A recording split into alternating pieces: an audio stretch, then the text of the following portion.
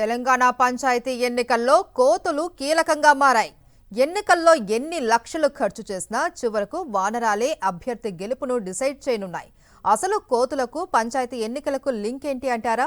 అవును, సర్పంచ్ అభ్యర్థులను గెలుపును కోతులే నిర్దేశించనున్నాయి. అదెలాగో మీరే చూడండి.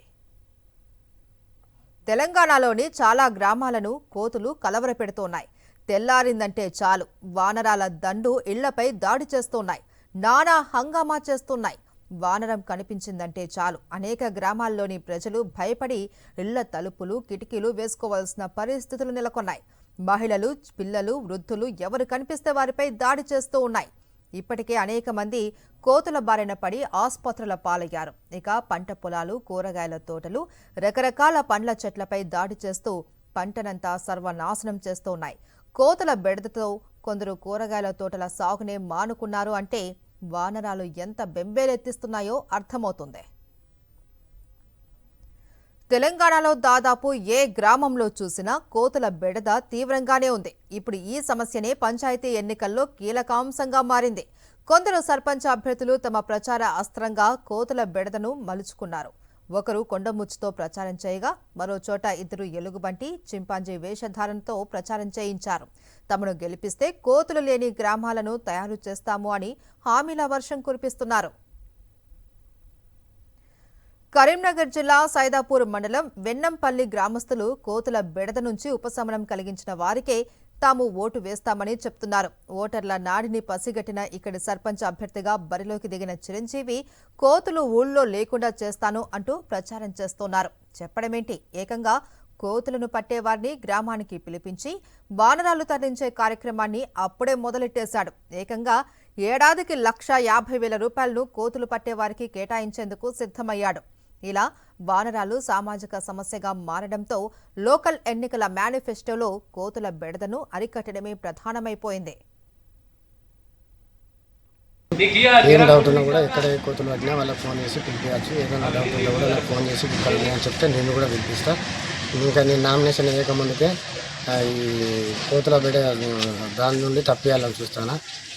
గతంలో కూడా మేము సర్పంచ్ మేము అందరం ఉన్నప్పుడు కూడా 4 సార్లు పట్టించినా కూడా ఎవరు బాగా దాన్ని సపోర్ట్ చేయాలి, దాన్ని పట్టించుకోలేదు.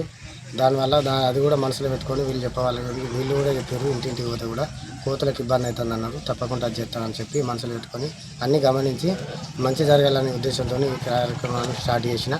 తప్పకుండా నాకు నేను ఇవాళ నామినేషన్ ఎత్తాను. ఈ రోజు నుండి తప్పకుండా నాకు ఓటు వేయగలరు. తప్పకుండా మలుగురు చిరంజీవి మీ అభ్యర్థి.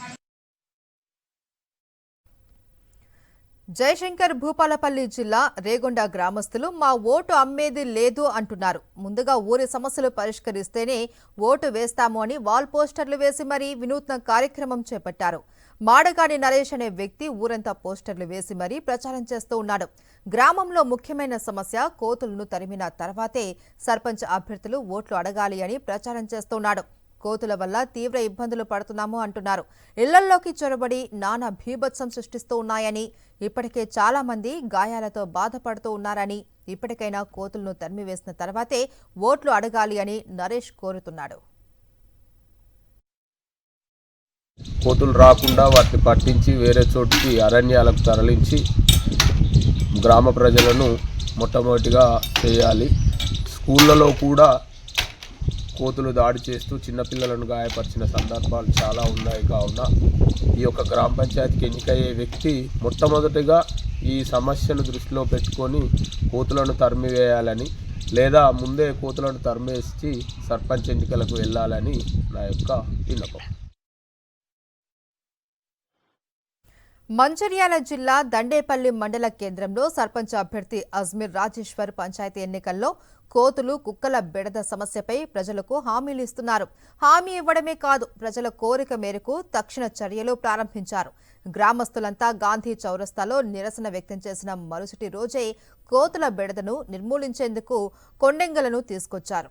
కోతుల సమస్య నివారణపై తన నిబద్ధతను అర్థం చేసుకుని ఓట్లయ్యాలి అంటున్నారు సర్పంచ్ అభ్యర్థి అజ్మీర్ రాజేశ్వర్.